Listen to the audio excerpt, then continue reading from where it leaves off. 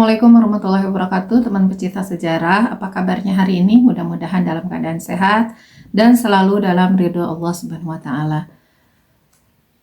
Bertemu lagi dengan saya Anissa Amisandi di program Baca Sejarah dan masih di serial kronologi sejarah tahun 627 Masehi atau bertepatan dengan tahun 5 hingga 6 Hijriah.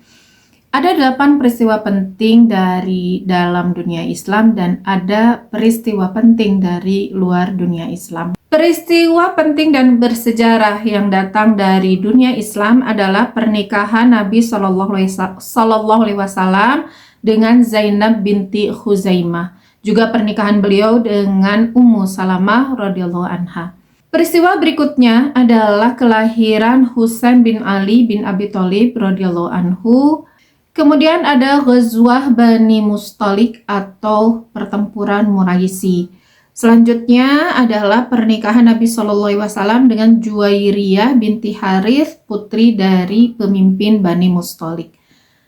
Peristiwa penting berikutnya yang ke-7 adalah Ghazwah Ahzab atau Ghazwah Khandaq. Dan peristiwa yang terakhir adalah pengepungan Bani Quraidah, komunitas terakhir yang ada di wilayah Madinah. 4 peristiwa penting yang datang dari luar dunia Islam yang terjadi di tahun 627 Masehi adalah masih di seputar pertempuran Romawi, Bizantium, dan Persia Sasan. Yang pertama adalah persekutuan Persia Sasan dengan bangsa Afar sekaligus juga dengan bangsa Slav dalam menjatuhkan Konstantinopel yang dipimpin oleh Heraklius. Kemudian kejadian yang kedua adalah dari pihak Romawi Bizantium mengadakan persekutuan juga dengan Khagan dari Tub Barat, yaitu Khagan Tongyangzu.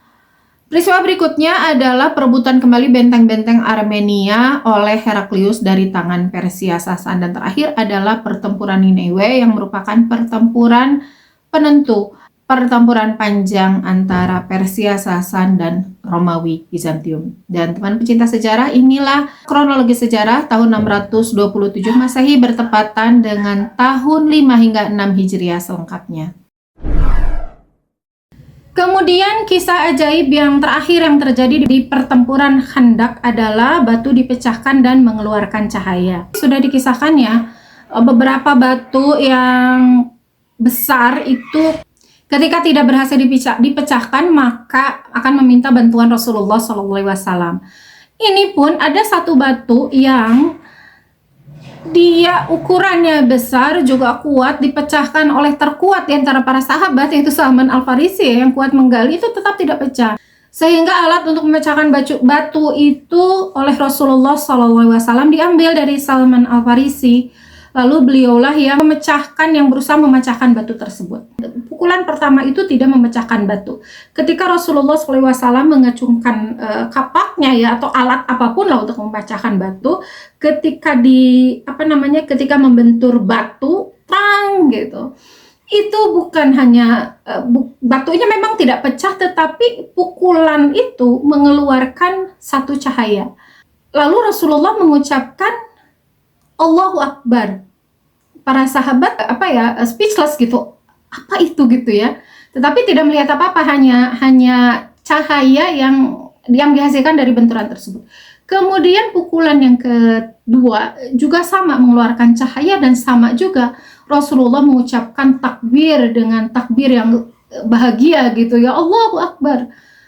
Kemudian pukulan yang ketiga juga sama, ada cahaya juga yang keluar gitu. Rasulullah juga bertakbir, lalu setelah pukulan yang ketiga itu barulah batu itu pecah. Dan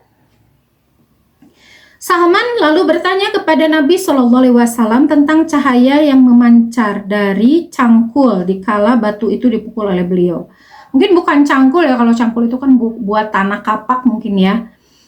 Beliau menerangkan dengan sabdanya, cahaya yang pertama menunjukkan bahwa Allah akan menaklukkan negeri Yaman kepadaku. Cahaya yang kedua menunjukkan bahwa Allah akan menaklukkan Syam dan negeri yang di sebelah barat kepadaku. Dan yang ketiga menunjukkan bahwa Allah akan menaklukkan negeri yang ada di sebelah timur kepadaku. Dan demikianlah singkatnya riwayat 4 peristiwa ajaib pada waktu Nabi Shallallahu Alaihi Wasallam dan kaum muslimin menggali khandak atau parit. Teman pecinta sejarah, 3 cahaya ini dan kota-kota yang disebutkan oleh Rasulullah Shallallahu Alaihi Wasallam ini sangat-sangat berkaitan dengan sejarah ya, dengan sesuatu yang kita sukai di sini dan kita bahas gitu ya, dan insya Allah nanti kedepannya pun akan terbahas masalah ini. Cahaya yang pertama adalah Yaman ya. Yaman pada waktu itu masih ada di bawah kekuasaan Persia Sasan ya pada masa itu. Gambaran kenabian ini terwujud pada tahun 630 Masehi. Ketika Nabi Muhammad SAW mengutus Ali bin Abi Thalib untuk menyampaikan syiar Islam di San'a dan sekitarnya. Berarti ini kan tahun 627 ya. Yaman itu takluk ke dalam Islam 630 Masehi oleh Ali bin Abi Thalib. Perantaranya adalah Ali bin Abi Thalib. Berarti 3 tahun setelah terjadinya pertempuran Khandak, nubuwah yang pertama itu sudah terjadi. Kemudian cahaya yang kedua menampilkan nubuwah adalah jatuhnya Syam dan negeri yang di sebelah barat kepadaku. Kemudian Suriah atau Syria ya, negeri Syam di sini. Negeri Syam itu negeri Syam itu bukan hanya Suriah yang sekarang ya. Negeri Syam itu terdiri dari Palestina, Suriah, Yordania dan Lebanon. Itu adalah negeri Syam pada masa dahulu. Negeri Syam pada masa itu ada di bawah kekuasaan Heraklius. Masih pertempuran perebutan lah ya kekuasaan antara Heraklius dengan Persia Sasan dengan Raja Kisra II. Dan Syam pada masa Rasulullah SAW sudah ada di tangannya Bizantium atau Heraklius.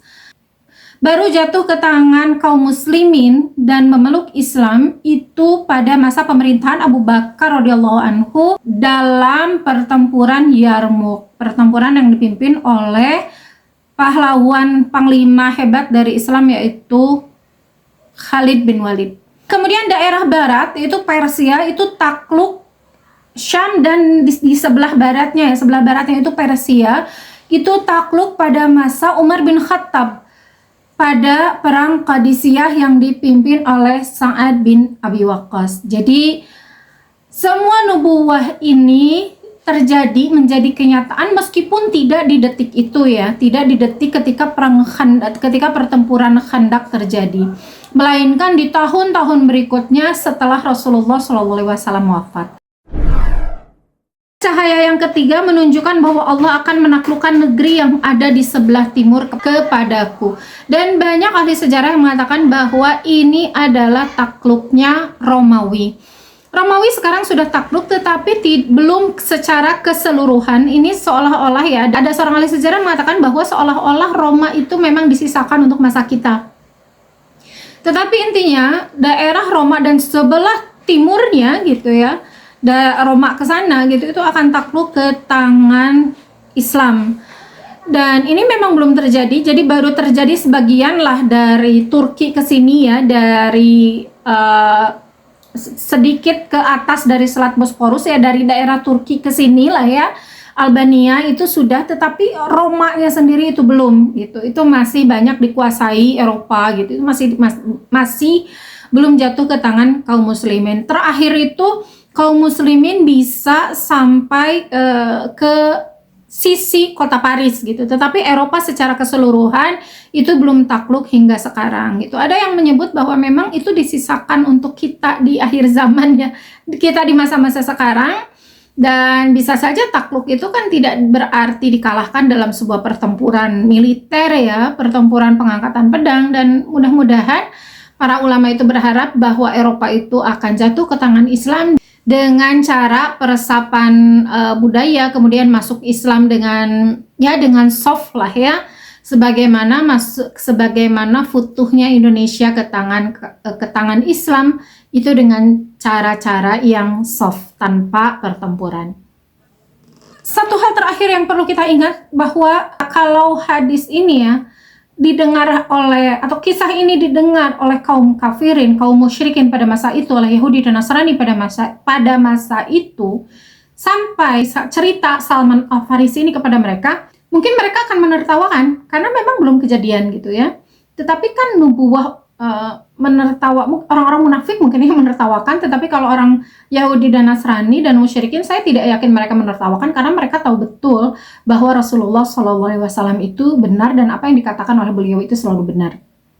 Bahkan orang musyrikin sendiri ya, seperti Umayyah bin Khalaf itu sangat yakin ketika dikatakan bahwa dia akan mati di perang Uhud, itu dia sangat yakin, bahkan keyakinannya itu sampai membuat dia sangat-sangat paranoid ya, sangat-sangat parno sangat-sangat ketakutan. Tetapi mungkin kalau orang munafik akan menertawakan karena apa? Karena ini belum kejadian gitu. Dan ini oleh Allah dikabarkan pada saat justru kaum muslimin itu sedang merasa sempit dikejar-kejar deadline ini kan harus cepat ya, 6 hari harus 6 hari selesai.